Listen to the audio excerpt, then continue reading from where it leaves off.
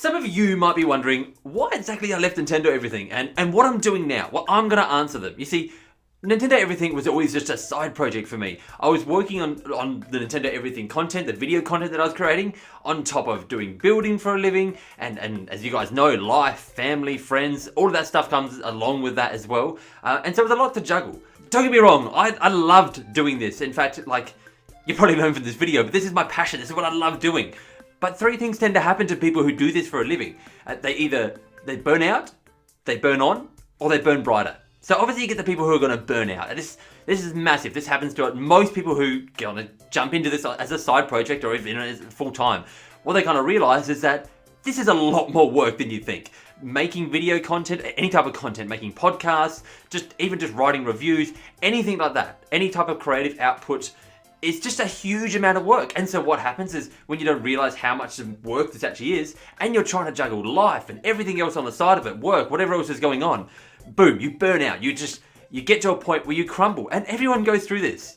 Some people make it through this and some people don't. I myself, it was a lot worse when I first started, but there were days when I would break down. I just had enough. And I pushed through it.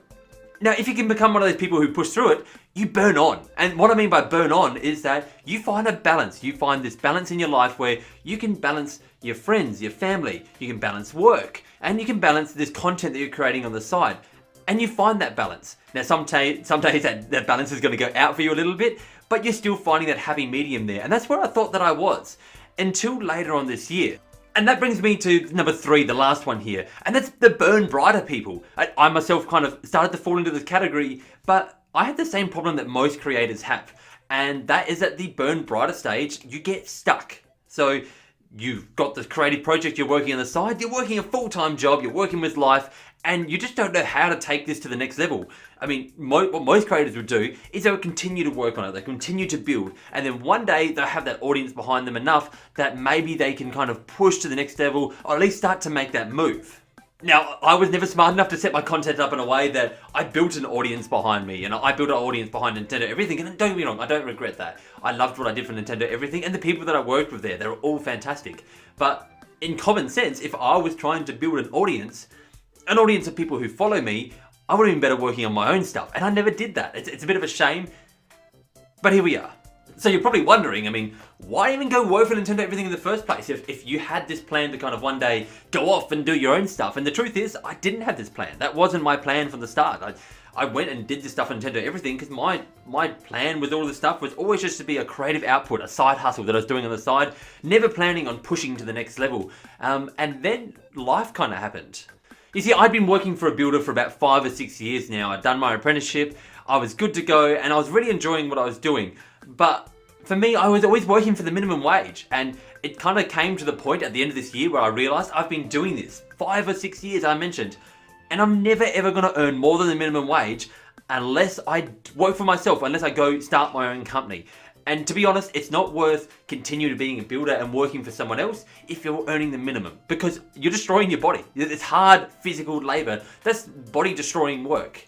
So why not just go work for myself then? Well, there's 2 reasons. The first one is this creative output that I'm doing right now in front of the camera. I wouldn't be able to do this anymore. I'd lose this.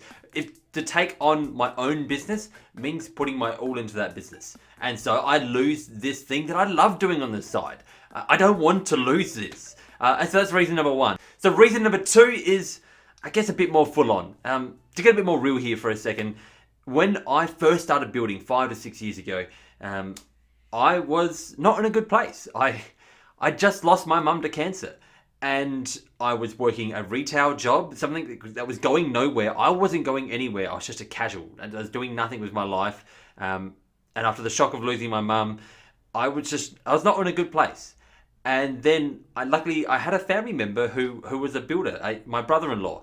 And luckily for me enough, he said, listen, Eric, I'm willing to take you on as a builder if you would like to be one. You can come be my apprentice. You can learn how to work with a trade. And he offered structure to my life. He offered a future and something that I didn't have at the time. I was, as I said, I'm working this retail job as a casual doing nothing. And at this point in my life, I was like, what am I doing? And so I took the offer. I said, yes, please. I would take that offer anywhere off of where I'm going now.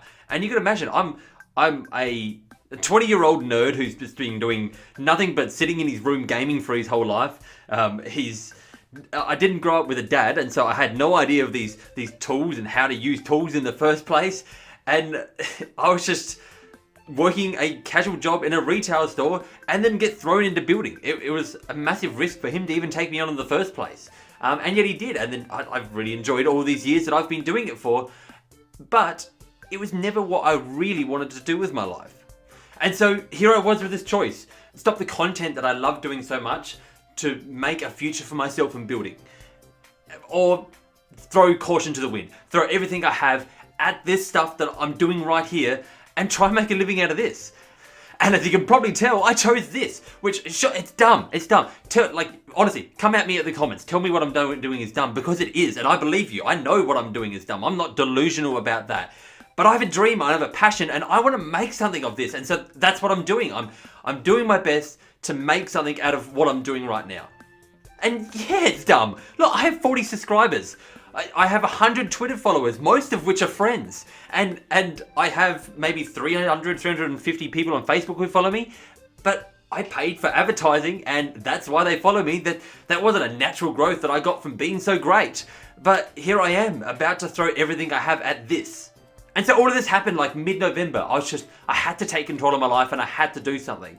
And it was so sudden, and it was unfair on a lot of people. It was unfair on Nintendo Everything. This video, by the thumbnail, may have sounded like why I left Nintendo Everything as a bad thing, but I left Nintendo Everything to do something for myself.